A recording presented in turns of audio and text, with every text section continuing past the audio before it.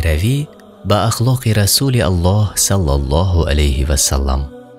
حضرت محمد صلی الله علیه و سلم دارای خلق و خوی زیبا و معامله و معاشرت نیکو بودند.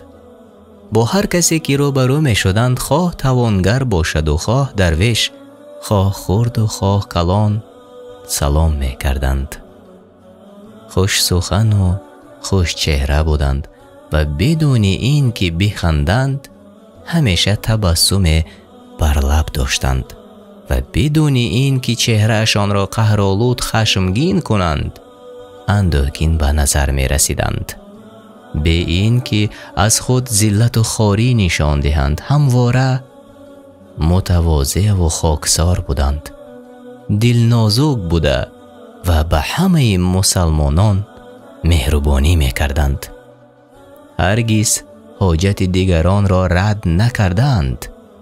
اگر برایشان امکان می بود حاجت طلب را می برآوردند، وگرنه با زبان نرم و شیرین او را راضی می نمودند.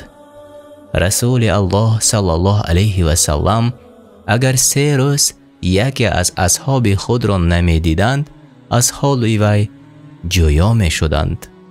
اگر در سفر می بود در حقش دعا می کردند و اگر در خانه می بود به دیدارش می رفتند و چون بیمار باشد به عیادتش می شتافتند.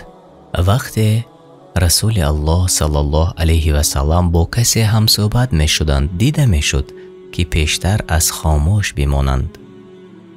باری هم پیش کسی پای خود را دراز نکردند. رسول الله صلی الله علیه و سلم روزهای پنجشنبه به سفر می برآمدند.